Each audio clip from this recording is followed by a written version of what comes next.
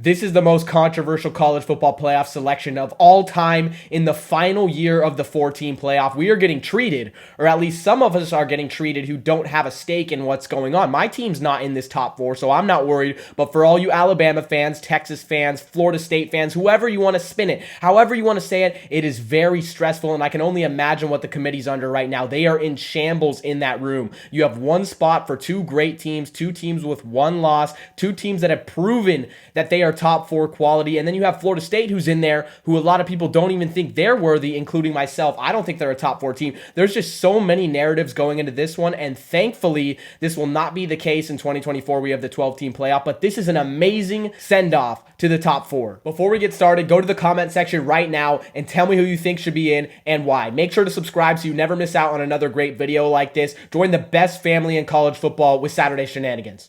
First, I'm going to start with the argument for the Alabama Crimson Tide. Now, you might say, well, they lost to Texas. They should immediately be out. That is absolutely not the case, and that's not how the committee's going to look at it. The committee looks at it on teams that are recently playing well. It's recency bias. They want to figure out who the team that is best right now for the playoff, not the team who is best in week 2. And Alabama lost in week 2 against Texas. It wasn't pretty, but one thing that held them back was the maturity of Jalen Milroe, their quarterback. That was only his second game. He really didn't know what was going on. He couldn't read the defense. He didn't look comfortable. And now he's one of the top quarterbacks in college football. He's really found his stride. And Nick Saban has this team ready to play. Alabama had to find their new identity. They're a completely different team from last year. And after they did, they've looked incredible. Now, one thing they do have over Texas is the resume. If you want to go the resume route, Alabama has the third best resume in college football, while Texas has number 5. Also, the SEC is way stronger. Week in and week out, Alabama had to play tougher opponents. Texas really didn't have the luxury of doing that, especially within their last 3 weeks of the season. So in that case, Alabama would have the edge over Texas. Who did each of these teams just beat? Well, yes, the Crimson Tide beat the team that won 29 straight with back-to-back championships,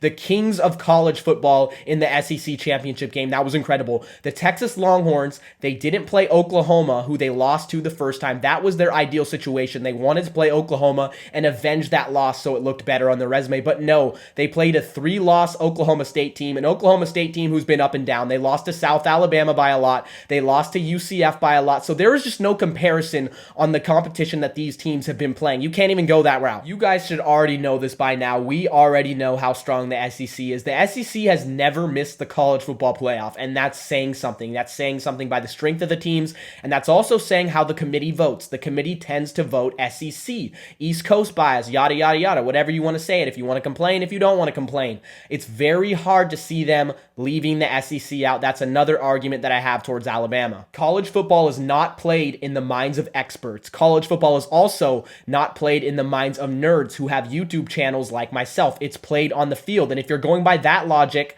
playing on the field, Texas won by double digits in Alabama's home stadium. That says enough.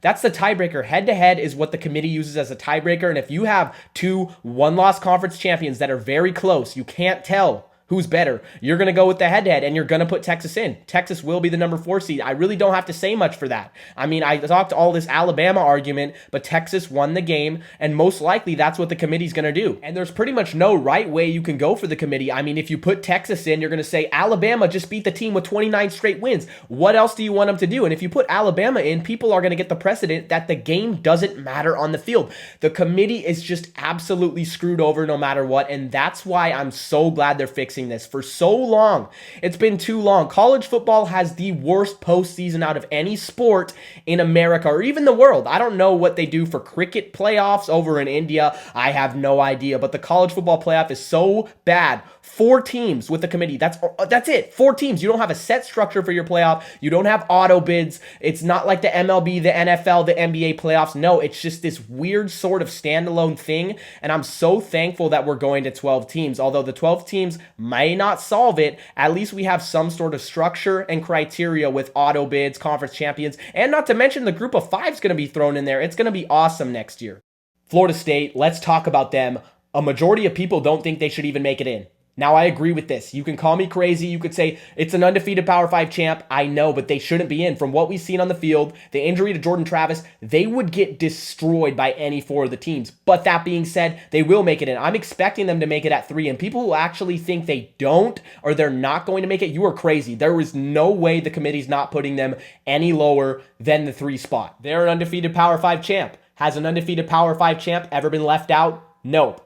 Absolutely not. They've had 13 chances to show the committee they should be in, and they won all of them. So you got to give it to them no matter what, even though this team is very fraudulent. They're going to play Washington, and they're going to get murked straight up. I got Washington favored by at least 12.5 in that game. I would take Washington minus 12.5. There you go, early prediction. We're talking predictions for January, and it's December 2nd at 10:10 p.m. here on the West Coast. We're doing it like that. To be fair, I do see an alternative motive to keep FSU out, at least for the TV networks, at least for the NCAA. Texas and Alabama do have bigger fan bases. They're going to attract more viewers. Imagine seeing Texas and Alabama in there at the same time, two of the premier programs. Alabama's always in the top 4. Everyone wants to watch. And then Texas, who we've been waiting to have back. Everyone says Texas is back. Texas is this. Texas is that. People want to see a big program like them flourish again. And so having Alabama and Texas in there, both of them would be amazing. It would probably increase viewership. So there you go. If FSU gets left out, there's a motive for you. I said it here first. Saturday Shenanigans knows. You might be watching this after the selection committee has made their decision,